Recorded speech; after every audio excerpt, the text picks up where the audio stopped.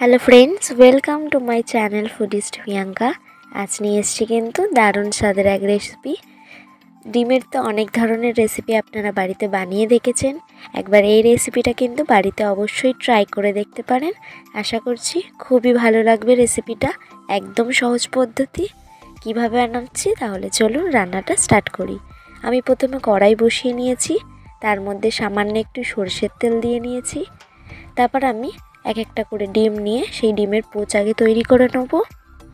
আমি ডিমটা ফাটিয়ে দিয়ে নেব। বানানো কিন্তু খুবই সহজ, একদম ঝামেলা নয়।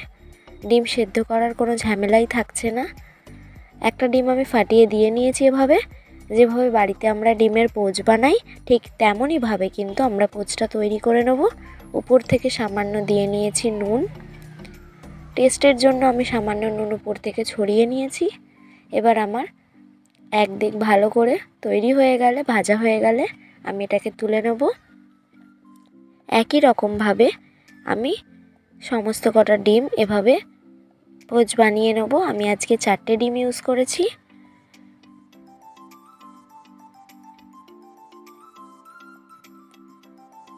একবার বাড়িতে প্লিজ এটা বানিয়ে দেখতে পারেন, আর স্কিপ না করে কিন্তু পুরো ভিডিওটা দেখবেন, নয় বুঝতে পারবেন না আমি কিভাবে রেসিপিটি বানাচ্ছি। তো স্কিপ না করে দেখতে থাকুন। একদম কম উপকরণ, একদম ঘরোয়া পদ্ধতি, কোনো রকম সেদ্ধ করার ডিমের ঝামেলা ছাড়াই সহজেই বাড়িতে এটা বানিয়ে ফেলতে পারবেন। খেতেও কিন্তু খুবই সুস্বাদু হয়। রুটি পরোটার সাথে কিন্তু দারুণ খেতে হয়, ভাতের সাথেও খেতে এটা খুবই ভালো লাগে। রাতে ডিনারে যদি এটা থাকে তাহলে কিন্তু আর কিছু লাগবে না। আমার কিন্তু ডিমের পোচ প্রায় তৈরি হয়ে গেছে। এবার আমি মশলা করে নেব। তার জন্য আমি কড়াই বসিয়ে নিয়েছি, তার মধ্যে আরেকটু সরষের তেল দিয়ে নিয়েছি। আমি কিন্তু ভাজা তেলে করলাম না, ডিমগুলো ভেজে রাখার পরই আমি সরষের তেল আবারও দিয়ে নিয়েছি। সরষের তেলটা গরম হয়ে গেছে, আমি এর মধ্যে দিয়ে নিয়েছি গোটা গরম মশলা আর একটা শুকনো লঙ্কা দিয়ে নেব। তারপর আমি পেঁয়াজ কুচি দিয়ে নেব। পেঁয়াজগুলো একদম সরু সরু করে কুচি করে নিয়েছি। তার আগে বলে রাখি, আমার চ্যানেলটি যারা এখনও সাবস্ক্রাইব করনি তারা প্লিজ আমার চ্যানেলটি সাবস্ক্রাইব করে দেবে, আর পাশে থাকা বেল আইকনটা কিন্তু প্রেস করতে ভুলবেন না। তাহলে আমার নিত্য নতুন রান্নার ভিডিও আর ফুড ব্লগ আপনাদের কাছে তাড়াতাড়ি করে পৌঁছে যাবে। আমার নিত্য নতুন রান্নাগুলো কিন্তু আপনাদের কেমন লাগছে প্লিজ সবাই কমেন্ট করে জানাবেন। ভালো লাগলে অবশ্যই লাইক কমেন্ট শেয়ার করবেন, আমার পাশে থাকবেন, আমাকে সাপোর্ট করবেন। তাহলে আমি আরও নতুন নতুন ভিডিও আপনাদের কাছে নিয়ে আসতে পারবো। দেখুন, আপনাদের সাথে কথা বলতে বলতে কিন্তু আমার পেঁয়াজগুলো ভাজাও হয়ে গেছে। তার মধ্যে আমি আদা রসুন কুচিও দিয়ে নিয়েছি। তারপর আরেকটু ভাজা ভাজা করে আমি টমেটো কুচি দিয়ে নিয়েছি। টমেটোটা আমাদের একটুখানি সেদ্ধ করে নিতে হবে, যতক্ষণ না গা থেকে খোসাটা ছেড়ে আসছে। আমি ভালো করে এটা ভেজে নেব। কিছুক্ষণ পরই দেখবেন টমেটোটা গলে এসছে। দেখুন আমার টমেটোটা সুন্দর করে গলে গেছে। এবার আমি এর মধ্যে সামান্য কিছু মশলা অ্যাড করব।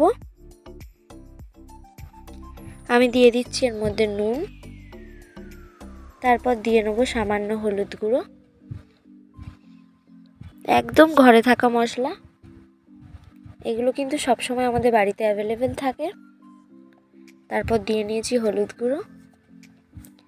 আমার ভিডিওটা কিন্তু পুরোটা দেখার পর প্লিজ চ্যানেলটি যারা নতুন দেখছো তারা সাবস্ক্রাইব করে রেখো, আর আমার ভিডিওটা স্কিপ না করে দেখতে হবে, লাইক কমেন্ট কিন্তু করতে হবে পুরো ভিডিওটা দেখার পর।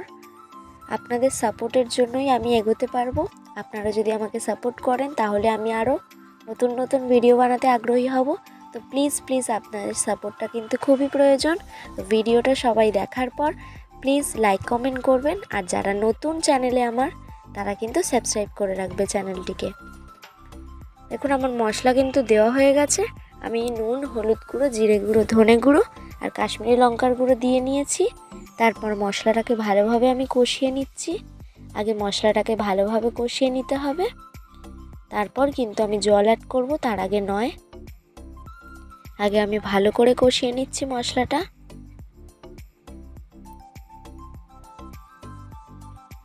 ঘরে থাকা সামান্য উপকরণেই চটজলদি বানানো হয়ে যায়।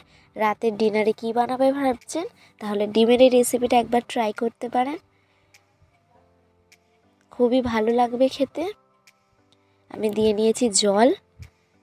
এবার আমি ডিমের পোচগুলো এর মধ্যে দিয়ে চাপা দিয়ে রেখে দেব।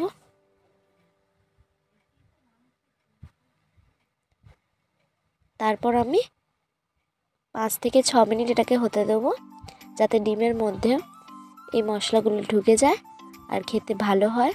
আমি ডিমগুলো কিন্তু দিয়ে নিচ্ছি একে একে। দেখুন আমি ডিমগুলো দিয়ে নিচ্ছি। 5-6 মিনিট পরই আমি আপনাদের দেখাবো। দেখবেন কালারটা কতটা সুন্দর এসছে। আর কালারটা যতটা সুন্দর এসছে খেতে কিন্তু এর থেকেও বেশি বেটার হয়। দেখুন আমি এর মধ্যে একটা কাঁচা লঙ্কা ছিঁড়ে দিয়ে দিয়েছি। আপনারা কিন্তু চাইলে এর মধ্যে কাঁচা লঙ্কা 2-3টেও দিতে পারেন, অথবা কাঁচা লঙ্কা পেস্ট করেও দিতে পারেন। আমি একটাই দিয়েছি, আপনারা যেমন ঝাল পছন্দ করেন সেই অনুযায়ী দিয়ে নেবেন। দেখুন আমার তৈরি হয়ে গেছে। দেখুন কালারটা কতটাই সুন্দর এসছে আর ডিমগুলো কিন্তু ভালোভাবে ঝোলটা চুষে নিয়েছে। এবার আমি এগুলো নামিয়ে পরিবেশন করে নেব। তার আগে আমি উপর থেকে ছড়িয়ে নেব শাহি গরম মশলা আর ধনেপাতা কুচি। ধনেপাতা কুচিটা দেওয়ার জন্য কিন্তু এটার টেস্ট আরও বেশি বেটার হয়ে গেছিলো। ধনেপাতা কুচিটা দেওয়ার চেষ্টা করবেন। আমি সামান্য একটু ধনেপাতা কুচি টেস্টের জন্য ছড়িয়ে নিয়েছি। তারপর আমি একটু নাড়াচাড়া করে নিয়ে এর মধ্যে দিয়ে নেব ঘি। ঘিটা একটু দেওয়ার চেষ্টা করবেন, গন্ধটাও যতটা সুন্দর আসে আর খেতেও কিন্তু খুবই ভালো লাগে। তো ঘিটা দিয়ে নেওয়ার চেষ্টা করবেন। আমি দিয়ে নেব উপর থেকে সামান্য একটু ঘি। দেখুন আমি ঘি ছড়িয়ে নেবো এবার। প্লিজ রেসিপিটা কিন্তু দেখার পর বাড়িতে একবার বানাবেন, তারপর আমাকে কমেন্ট করে জানাবেন কেমন হলো। আশা করছি খুবই ভালো লাগবে।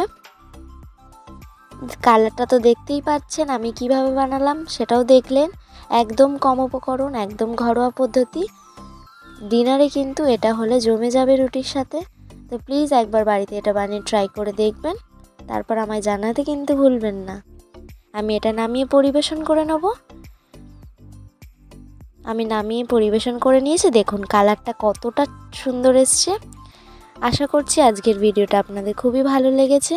যদি ভালো লেগে থাকে প্লিজ লাইক কমেন্ট শেয়ার করবেন। যারা এখনও চ্যানেলটি সাবস্ক্রাইব করনি তারা তাড়াতাড়ি করে চ্যানেলটি সাবস্ক্রাইব করে দেবেন। দেখা হচ্ছে অন্য কোনো ভিডিওতে। ততক্ষণ ভালো থাকবেন, সুস্থ থাকবেন। ধন্যবাদ।